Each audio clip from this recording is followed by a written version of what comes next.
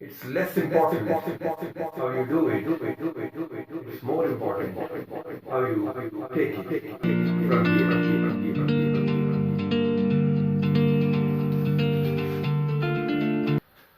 अस्सलाम वालेकुम।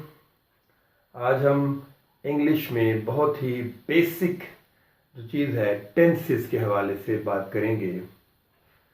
इंग्लिश में टेंसेस मैं ये बात बहुत ही ज़िम्मेदारी के साथ कह रहा हूँ कि मेजॉरिटी स्टूडेंट्स जो हैं, इवन वो 9th-10th का लेवल है, फर्स्ट ईयर सेकंड ईयर का लेवल है, इवन ग्रेजुएशन का लेवल है, मैक्सिमम स्टूडेंट्स जो हैं वो टेंसेस को नहीं समझते। उन्हें स्कूल लेवल से पढ़ाए जाते हैं, 3-4 लेवल से शुरू करवाए जाते हैं, but they don't know tenses even they complete their graduation. तो उसकी जो मेन रीज़न है वो ये है कि फ्रॉम द बिगिनिंग जो एक तरीका अडॉप्ट किया गया है टेंसेस का, हमारी बुक्स में आज भी वही शामिल है। आज मैं आपके साथ शेयर करने जा रहा हूँ इंशाल्लाह बिल्कुल एक नया तरीका जो मैंने बहुत ज़्यादा सोच विचार के बाद, बहुत ब्रेनस्टॉर्मिंग के बाद जो है मेरे जहन में ये तरीका आया है अल्लाह पाक के फजल करम से। और this is a new method of teaching tenses और टीचर्स के लिए स्पेशली बहुत ये फ़ायदेमंद होगा। अगर वो इसको अप्लाई करें तो आप देखेंगे कि स्टूडेंट्स जो हैं बहुत इजीली जो है वो इन टेंसेस को सीख जाएंगे और आपके लिए प्रॉब्लम नहीं होगा। जैसा कि हम जानते हैं कि टेंसेस जो हैं वो बेसिक फार्मूला है इंग्लिश सीखने के लिए, इंग्लिश कन्वर्सेशन को सीखने के लिए और इंग्लिश राइटिंग बेहतर बनाने के लिए कि हम किस तरीके से प्रेजेंट में, पास्ट में और फ्यूचर में लिख सकें या अपनी कन्वर्सेशन को अपनी जारी रख सकें कन्वर्सेशन को। तो चलते हैं, हम अपने सिलसिले की तरफ आगे बढ़ते हैं और मैं आपको वो नया जो एक मेथड है, नई जो एक जो मेरे माइंड में एक अल्लाह ताला ने एक तरीका दिया है वो मैं आपसे शेयर करने जा रहा हूँ and you will find it very very easy. और इंशाल्लाह आज के बाद आपको होपफुली टेंसेस का प्रॉब्लम नहीं होगा। तो बेसिकली जिन बच्चों ने बायोलॉजी पढ़ी है तो उन्होंने 9th-10th के लेवल पे एक टॉपिक पढ़ा है binomial nomenclature, classification of living organisms, जिसमें हम लिविंग ऑर्गेनिज्म को क्लासिफाई करते हैं according to their similar characteristics. ये बेसिकली मेरी ब्रेनस्टॉर्मिंग के बाद मैंने तरीका वहां से पिक किया कि अगर टेंसेस को भी हम क्लासिफाई कर लें, ग्रुप्स में या कैटेगरीज में डिवाइड कर लें तो बहुत आसान हो जाएगा। तो यहाँ पे आप देख सकते हैं आई हैव मेड 4 बॉक्सेस और आप इसको एज्यूम कर लें कि 4 रूम्स हैं आपके पास और आपको डोमेस्टिक एनिमल्स पालने का भी शौक है। तो आप एक रूम में 1 काऊ और 1 बफेलो रखते हैं, एक में शेर पालने का आपको बहुत शौक है, शेर आपको अच्छा लगता है, लेकिन ये मुमकिन नहीं है कि आप शेर को पालें, शेर को रखें अपने साथ। सो यू ब्रिंग 1 कब, शेर का बच्चा आप ले आते हैं एंड एक रूम में आप 3 डॉग्स रखते हैं और 4th रूम में आप 3 पैरट्स और 3 डव्स जो हैं वो रखते हैं। अब जैसे कि मैंने पहले बात की कि क्लासिफिकेशन ऑफ लिविंग ऑर्गेनिज्म में हम उनके सिमिलर कैरेक्टरिस्टिक्स के मुताबिक उनको सेपरेट रखते हैं according to their similar characteristics. यहीं से मैंने फार्मूला पिक किया और टेंसेस को, ये हमारे एनिमल्स 12 हैं और 12 भी हमारे टेंसेस हैं। टेंसेस को भी 4 कैटेगरीज में डिवाइड किया है, 2, 1, 3, 6। यहाँ पे एनिमल्स भी 2, 1, 3, 6 हैं और टेंसेस को भी 2, 1, 3, 6 में मैंने डिवाइड किया।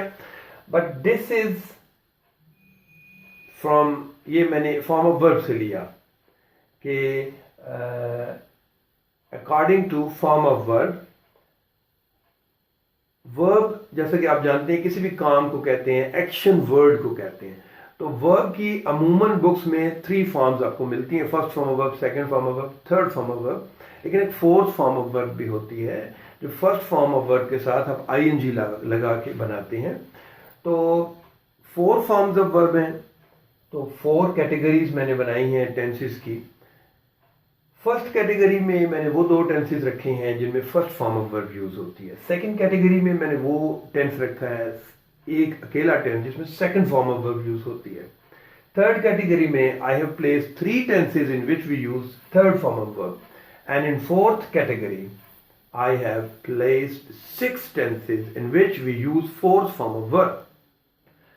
तो मेरे ख्याल में ये तो बहुत सिंपल सी बात है। अगर हम नर्सरी प्रेप के बच्चे को बताएं तो वो भी नहीं भूलेगा कि फर्स्ट में फर्स्ट, सेकंड में सेकंड, थर्ड में थर्ड एंड फोर्थ में फोर्थ। आई मीन कि फर्स्ट कैटेगरी में जो 2 टेंसेज हैं उनमें फर्स्ट फॉर्म, सेकंड कैटेगरी में 1 टेंस है सेकंड फॉर्म, थर्ड कैटेगरी में 3 टेंसेज मैंने प्लेस किए हैं, थर्ड फॉर्म लगती है इनमें, और फोर्थ कैटेगरी में 6 टेंसेज रखे हैं जिनमें फोर्थ फॉर्म ऑफ वर्ब लगती है। अब बेसिकली जो टेंसेज मुश्किल हो जाते हैं अक्सर स्टूडेंट्स के लिए, वो इसलिए कि टीचर्स उसी पुराने कन्वेंशनल मेथड से उन्हें टेंसेज पढ़ा रहे होते हैं और उन्हें बहुत सी बातें याद रखना होती हैं जिसकी वजह से वो कंफ्यूज हो जाते हैं और उनके लिए टेंसेज को याद रखना मुश्किल हो जाता है। मेरे इस मेथड में you have to remember only one thing, आपको सिर्फ एक चीज याद रखनी है। तो 10 चीजें याद रखना आसान है या एक चीज याद रखना आसान है? जी, एक चीज। आपने कहा एक चीज, एग्जैक्टली एक चीज याद रखना बहुत आसान है। तो मेरा आपसे प्रॉमिस है कि इस पूरे प्रोसेस में you have to remember only one thing. Secondly, मैं कोई चीज आपको ऐसे नहीं बताने जा रहा कि जिसमें आपने को रट्टा लगाना है। I'm going to tell you a simple formula. आपने खुद से टेंसेस बनाने हैं। मैं सिर्फ एक टेंस आपको उसका सेंटेंस बना के बताऊंगा। The rest of the tenses, उन तमाम टेंसेस के जो सेंटेंसेस हैं आप खुद बनाएंगे। और अभी आप देख लीजिए मेरे साथ, चलिए आप खुद बनाएंगे टेंसेस इंशाल्लाह। आप देखिए कैटेगरी नंबर 1 में 2 टेंसेस मैंने रखे हैं और वो टेंसेस कौन से हैं? Present indefinite tense and future indefinite tense. और इनको मैंने नाम दिया है category number 1, 1A and 1B। 1A में I have placed present indefinite tense and 1B में I have placed future indefinite tense. Category number 2 में मैंने रखा है पास्ट इंडेफिनिट टेंस को। ये हमारा अकेला जो टेंस है कैटेगरी नंबर 2 में। हम जानते हैं कैटेगरी नंबर 1 में जो 2 टेंसेज हैं इन दोनों में first form of verb use होती है और कैटेगरी 2 में जो अकेला टेंस है इसमें second form of verb use होती है। और जैसे कि मैंने अभी आपसे कहा कि you have to remember only one thing and that is helping verb. तो 10 बातें याद रखना मुश्किल है, एक बात याद रखना आसान है।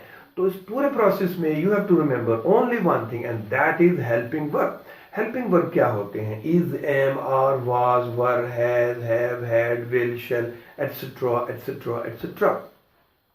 वो भी आपको बिल्कुल भी याद करने की जरूरत नहीं है, रट्टा लगाने की जरूरत नहीं है। थोड़ी सी प्रैक्टिस से आपको खुद याद हो जाएंगे कि कौन से टेंस में कौन से हेल्पिंग वर्ब यूज होते हैं। सो स्टूडेंट्स, इन कैटेगरी नंबर 1 जिसमें 2 टेंसेज रखे हैं हमने 1A एंड 1B। 1A में हमने रखा है, शामिल किया है प्रेजेंट इंडेफिनिट टेंस। इसके सामने आप देख सकते हैं क्रॉस लगाया मैंने। Cross mean no helping verb, no helping verb. और इसी तरह कैटेगरी नंबर 2 जो है इसके सामने भी मैं क्रॉस लगाता हूं। It's mean no helping verb in category number 2 as well. तो कैटेगरी नंबर 1B जो है इसमें हेल्पिंग वर्ब यूज होते हैं और वो हैं विल एंड शैल। तो आज के लेक्चर में हम 3 टेंसेस पढ़ने जा रहे हैं और उन 3 टेंसेस में से 2 टेंसेस में हेल्पिंग वर्ब यूज नहीं होते सिंपल सेंटेंसेस में। तो आपके लिए और आसान हो गया कि 12 टेंसेस में 10 के हेल्पिंग वर्ब जो हैं वो आपको सीखने हैं। कैटेगरी नंबर 1 में जो 1A है हमने देखा no helping verb but we use first form of verb. तो हम एक सिंपल सेंटेंस बनाते हैं। मैं एक सिंपल सेंटेंस बनाऊंगा, उसके बाद 1B और 2 में आप उसे खुद कन्वर्ट करेंगे इंशाल्लाह। देखिएगा सिंपल सेंटेंस में लिख रहा हूं, दे गो टू स्कूल। देखिए गो जो है first form of verb use किया है, गो, went, gone, going.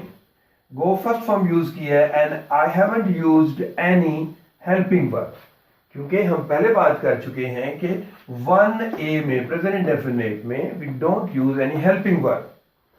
So this is very simple sentence, they go to school, first form of verb but no helping verb।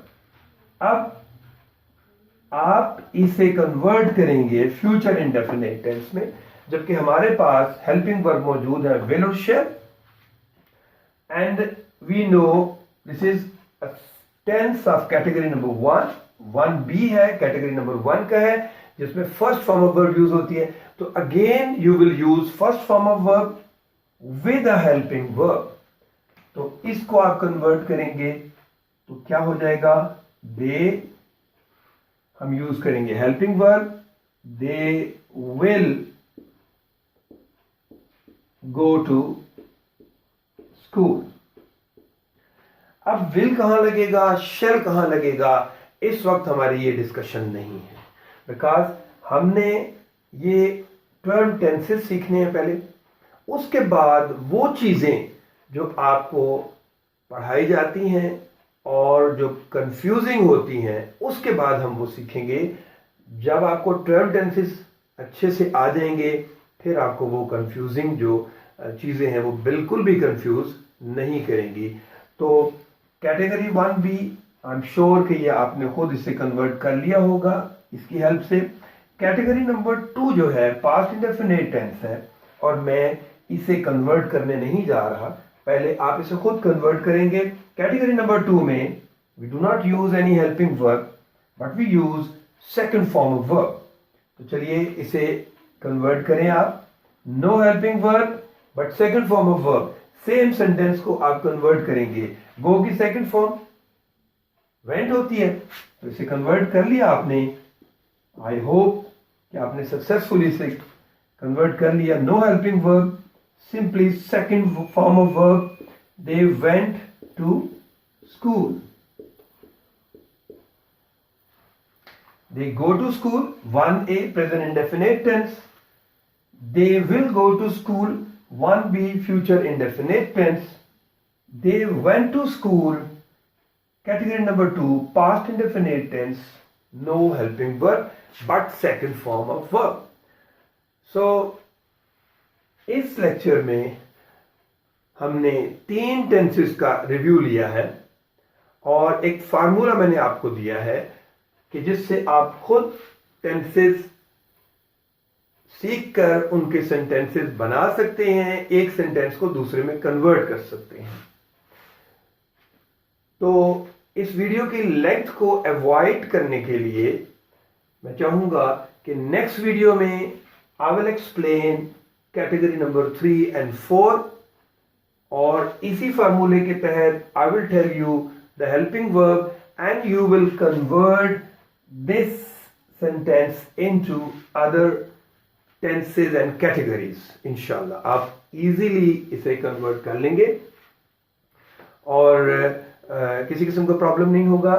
तो इस वीडियो के एंड पर मैं आपको पूरा चार्ट भी वैसे डिस्प्ले कर दूंगा 12 टेंसेस का, और आई होप कि आपको आज ये 3 टेंसेस जो हैं वो अच्छी तरह से समझ आ गए होंगे इस एक नए फार्मूले के तहत।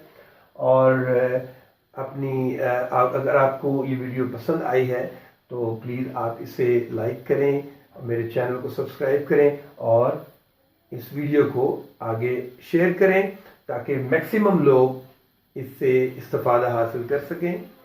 तो अगली वीडियो तक के लिए डॉक्टर अमजद इकबाल आपसे इजाज़त चाहेगा। अल्लाह हाफिज़।